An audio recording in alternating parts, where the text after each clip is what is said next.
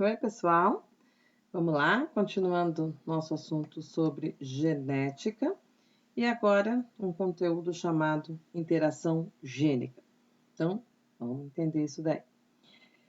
Interação gênica, tá? Entre genes não alelos, ok? A gente fala aqui assim, é um fenômeno em que dois ou mais, tá? Pares de genes, eles agem juntos, né? Para determinar uma única característica. Então, nós temos aqui uma representação, né? Onde tem uma situação sem a interação gênica, certo? Então, nós temos genes localizados em cromossomos diferentes. Então, você tem o gene azão e o azinho, que confere característica X, certo? No outro cromossomo, você tem o gene B e o gene Bzinho, né? O Bzão e o Bzinho, que confere característica Y. Então, não tem interação nenhuma entre eles. Eles conferem características diferentes. Agora, com interação gênica, olha só, eles são genes não alelos, certo? Não estão em cromossomos homólogos, né? Eles estão em cromossomos diferentes. E você percebe que a presença do gene E, ok? Na presença do gene F, os dois juntos vão colaborar para aparecer a característica Z. Então, existe uma interação entre esses dois genes, certo? Então, você tem aí os pares azão, azinho, bezão e bezinho, que eles atuam em características diferentes, enquanto você tem os pares ezão, ezinho, F maiúsculo, F minúsculo, eles estão atuando na mesma característica. Isso é que mostra para a gente esse fenômeno de interação gênica, né? A dependência desses dois genes atuarem, ok? Tem vários tipos de interação gênica, tá? Aqui a gente vai considerar dois tipos, tá bom? As interações epistáticas, tá? Que a gente chama de epistasia, e as não epistáticas, que a gente fala de interações simples mesmo, tá bom? Então, vou descrever um pouquinho melhor cada uma delas. Como característica dessas interações, a gente tem as proporções, certo? Nesses cruzamentos de indivíduos de híbridos, né? Que são os duplo heterozigóticos. Você vê diferenças nas proporções. As proporções das interações simples, né, não epistáticas, seguem a regra lá da segunda lei de Mendel. Mas quando existe a epistasia, não. Olha a proporção como fica bem diferente, tá? Então, vou descrever um pouquinho disso daqui, ó. Interação não epistática, tá? Esse é um ótimo exemplo, tá? Com relação a essa epistasia simples. Então, é o tipo de crista em galináceos. Galináceos domésticos, tá? Para essa característica, eles podem apresentar 4 tipos diferentes de cristas. E a gente chama de crista ervilha, certo? A primeira imagem aí. Depois você tem crista rosa, tá?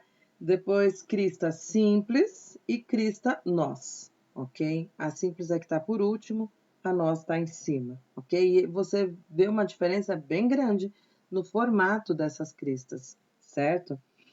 Agora, o tipo de crista que esses galináceos apresentam depende da interação dos pares de genes. Quais genes? Olha aí, o gene R e o gene E, certo? Gene R e gene E. Eles estão localizados em cromossomos diferentes, né? Cromossomos não homólogos, ok?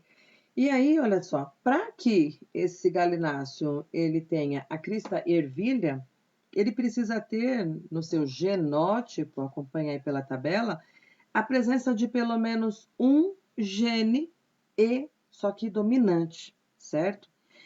Não importa, na verdade, o outro gene, que é o R, tá minúsculo, certo? Ele é recessivo. E aí você percebe que a presença de um único gene dominante já caracteriza a crista ervilha, certo? Embaixo já é o contrário, ok? Você tem a crista rosa, onde a presença de pelo menos, né, um gene R maiúsculo já é o suficiente para ele ter a crista rosa, certo? Agora, e se ele tiver os dois genes dominantes, certo? Pelo menos uma amostra, né, do R dominante e do E dominante. Ele já tem a crista nós, tá? E olha só as possíveis combinações que você vai ter para esse galináceo. Agora, para ele ter crista simples, ele precisa ter todos os genes recessivos, ok? Então, é uma interação não epistática, porque um gene não está interferindo numa outra característica, né? Não está obrigatoriamente condicionando isso, certo? A presença de um dominante, no caso o E, ervilha. Um dominante R, rosa. Dois dominantes é a crista nós. E todos recessivos, a crista simples, certo? Agora, um caso com epistasia, certo? Então, nessa modalidade, um gene, a gente fala que inibe, tá? Ou mascara a manifestação de outro gene que não é o seu alelo, ok? E aí, o gene que inibe, a gente chama de epistático, certo? E o que foi inibido, a gente chama de hipostático, né? Então, pega o prefixo aí, epistático, o que inibe, e o que foi inibido, hipostático. E os genes epistático e hipostático não são alelos. Então, eles estão em cromossomos diferentes, não são cromossomos homólogos. E aí você tem uma imagem comparando, tá?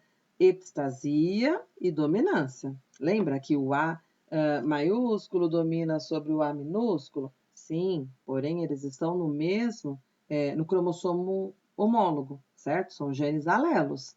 Agora, o gene A dominando sobre o gene B, opa, não são cromossomos homólogos, certo? São cromossomos diferentes. Então, são influência entre genes que não são alelos, ok? Isso é epistasia. Dominância, porém, não é uma dominância simplesmente, é uma inibição com um gene que está em outro cromossomo. Então, como que a gente pode entender isso daqui? O melhor exemplo é dos cães labradores, tá? Tem 3 tipos de pelagem. Pode ser preto, pode ser chocolate e pode ser amarelo, certo? O chocolate a gente também chama de marrom, né? Como tá mostrando na tabela, tá bom? Então, olha só. Se esse cão, tá, tem os 2 genes dominantes, certo? Então, ele está condicionado aí pelo alelo dominante Bzão, certo? E o Ezão. Se esses 2 genes são dominantes, pronto, é preto, ok? Pode ser homozigoto, pode ser heterozigoto, não importa. Tem um Bzão, um Ezão, é preto, ok? Agora, olha só. Se ele tem um dominante do gene B e todos os outros são recessivos, olha, aparece uma outra característica, é o amarelo, certo? Porém, olha uma outra combinação para o amarelo, tudo recessivo, ok? Então, a gente fala que esse gene Bzão está inibindo a preta de se manifestar, ok? E, olha só, o E dominante, certo? A presença somente desse E dominante já está inibindo também quem? A preta de aparecer. Só que aí aparece qual característica? Marrom, certo? Então, esse é um exemplo de epistasia. E olha, se você fizer o cruzamento entre 2 labradores pretos, certo? Você vai chegar na proporção de 9 pretos, certo? 3 marrons e 4 amarelos, tá bom? Você acaba chegando nessa proporção, que foge totalmente à regra lá da segunda lei de Mendel, ok? Por conta dessa interação entre esses genes, certo? Então, é isso e até a próxima aula.